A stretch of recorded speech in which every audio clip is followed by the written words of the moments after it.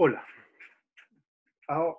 En este video lo que vamos a explorar son algunos problemas que se pueden presentar con los resultados que acabamos de obtener. Esos resultados que estaban relacionados con la importancia que tiene la heterogeneidad espacial en el manejo ecológico de plagas, en particular con los efectos positivos que tienen sobre las dinámicas de las poblaciones, este, las interacciones que se dan entre las comunidades locales en un sistema metacomunitario. Es decir, l- el efecto positivo que tiene esa metared de interacciones, que produce dinámicas acotadas, persistentes, en las cuales no existen este, explosiones poblacionales, crecimientos exponenciales.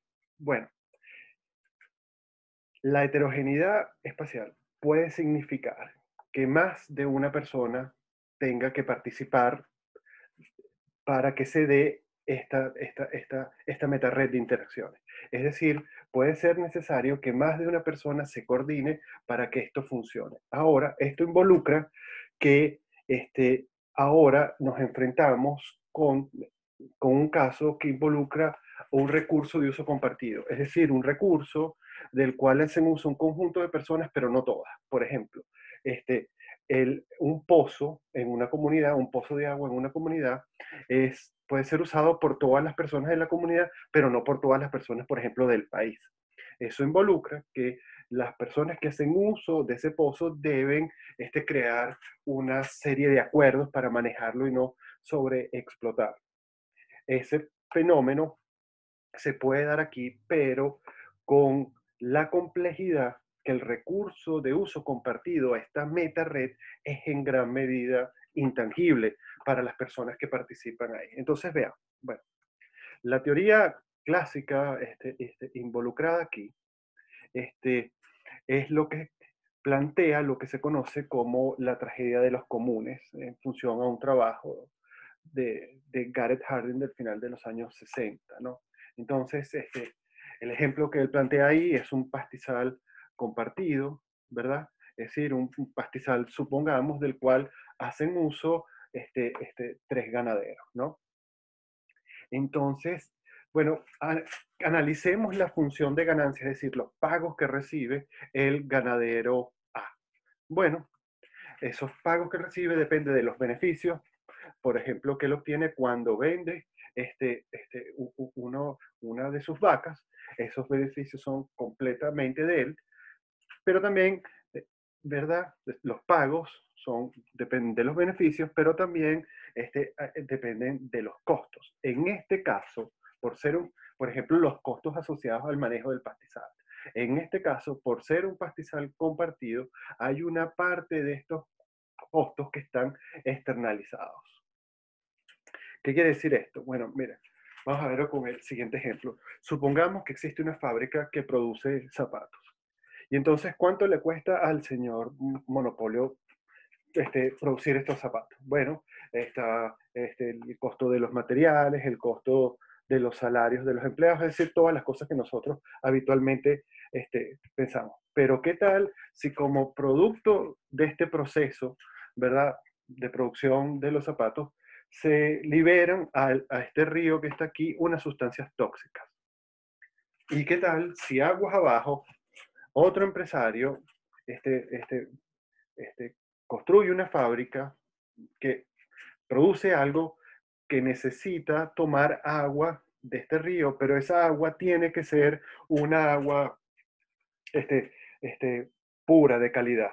Eso involucra que para él poder realizar su proceso, tiene que invertir en purificar esta agua. Ahora, ese costo de purificar el agua, en realidad debería estar incorporado en el costo de producción de estos zapatos, pero no lo está, se deja por fuera, es decir, es una externalidad. Bueno, eso es lo que está ocurriendo aquí, a eso es a lo que nos referimos aquí. Bueno, entonces, por lo tanto, como hay una parte de los costos que están externalizados y los beneficios son todos, se los apropia todos, el ganadero uno está en su racionalidad económica incrementar el número de vacas. pero de hecho está en la racionalidad económica de todos los ganaderos. Por lo tanto, van a introducir todas las vacas que puedan cada uno de ellos.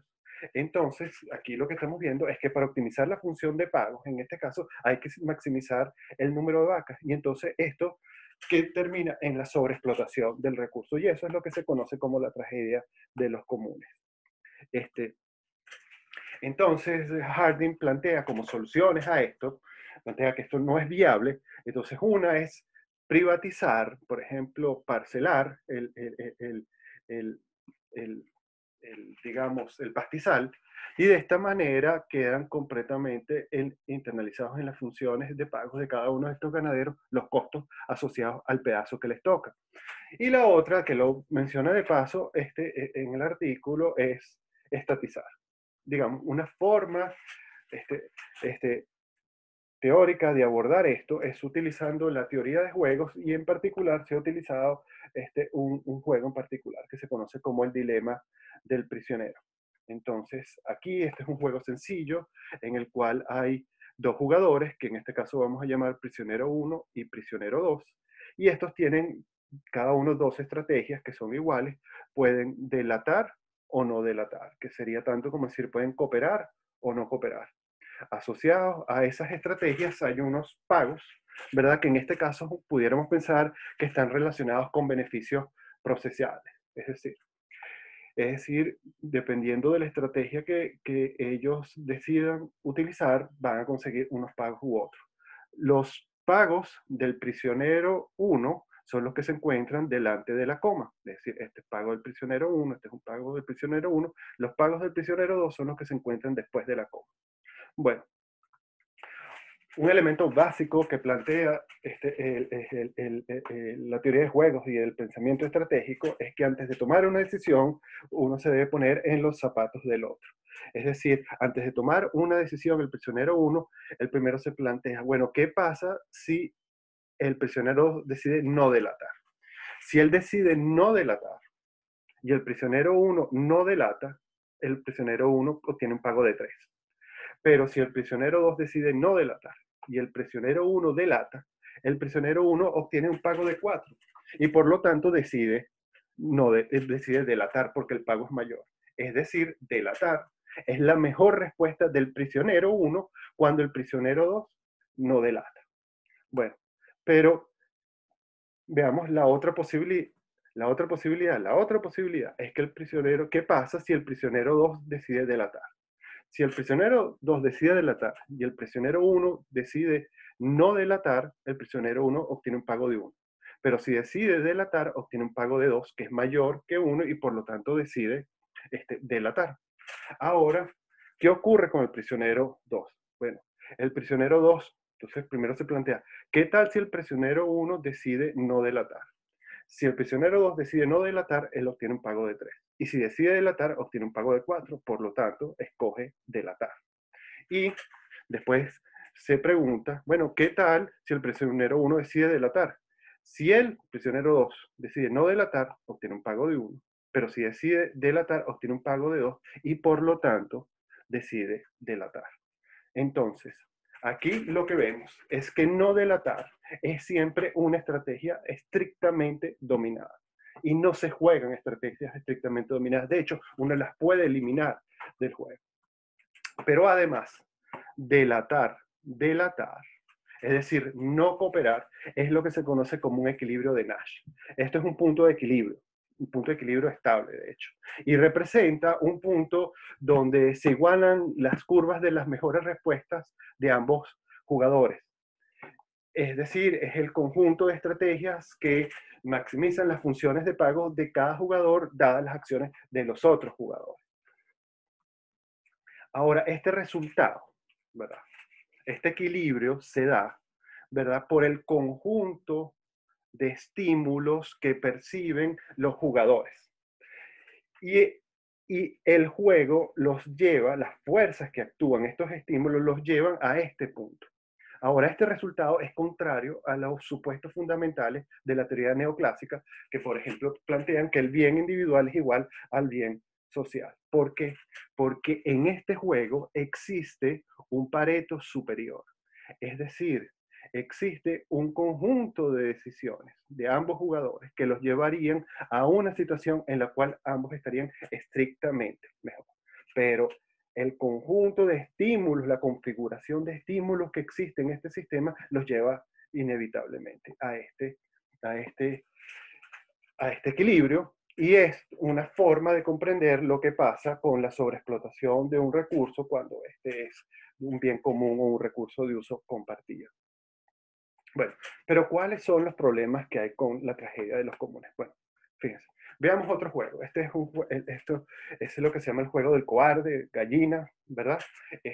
Y una imagen para este juego puede ser la escena en la película Rebelde sin causa, en la cual hay dos adolescentes que tienen unos carros que se encuentran enfrente de un precipicio, y entonces el juego consiste en que van a manejar estos carros hacia el precipicio, y aquel que primero se detenga pierde, que sería el gallino.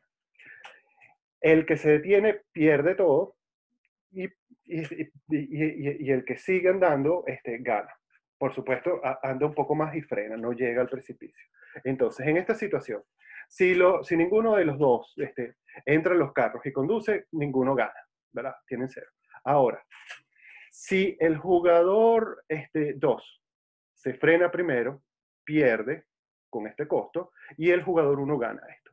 Lo mismo puede pasar en la situación contraria.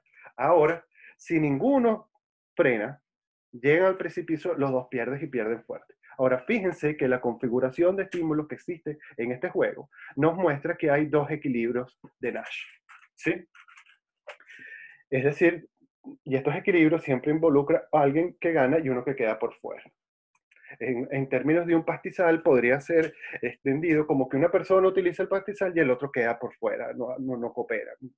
Bueno, una forma de generalizar este juego, ¿verdad? Entenderlo es pensando que, bueno, que la persona que no participa es como que no incorpora cero, y en realidad tiene una ganancia igual a W por fuera, trabajando por fuera del pastizal.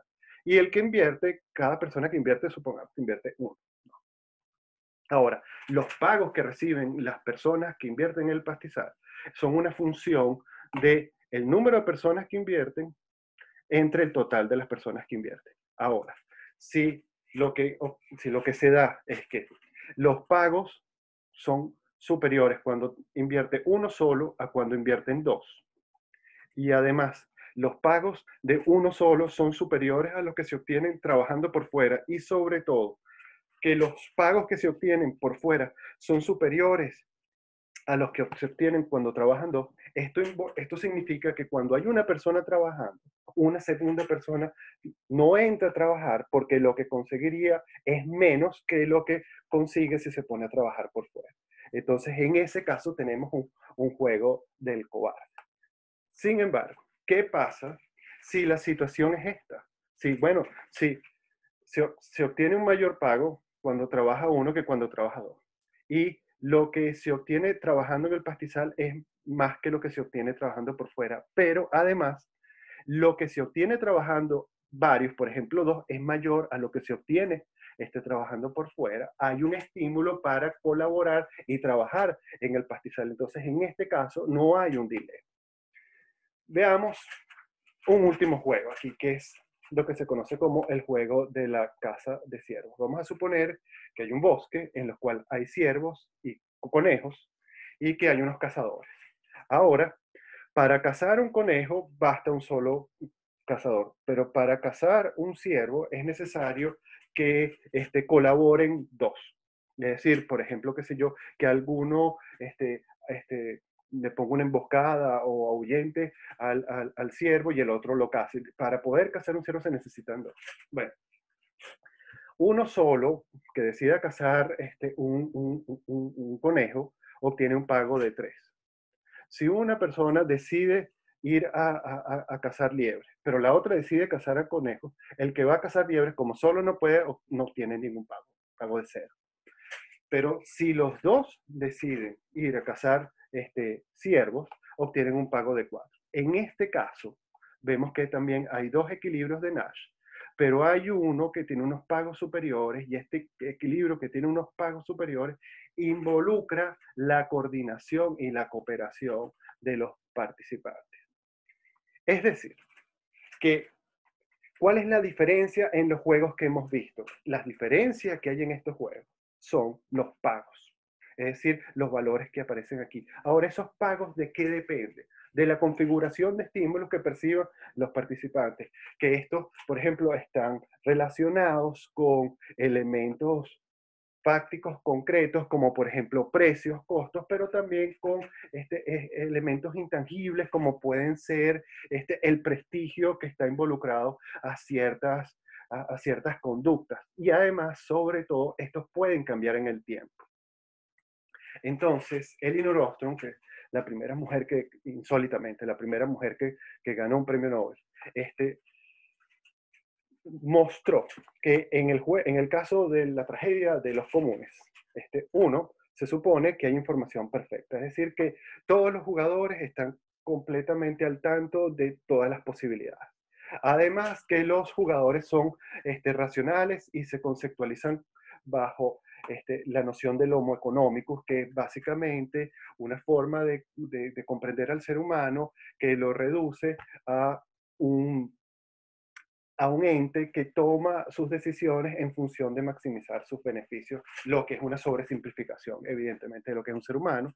Supone que los jugadores no se comunican, por lo tanto, y la comunicación ayuda a la cooperación, y que los jugadores no cooperan. Se supone que esto se juega una vez, cuando en realidad estos juegos involucran cosas que ocurren en el quehacer cotidiano de los jugadores, y como se experimentan estas situaciones constantemente, pueden aprender de los ensayos anteriores.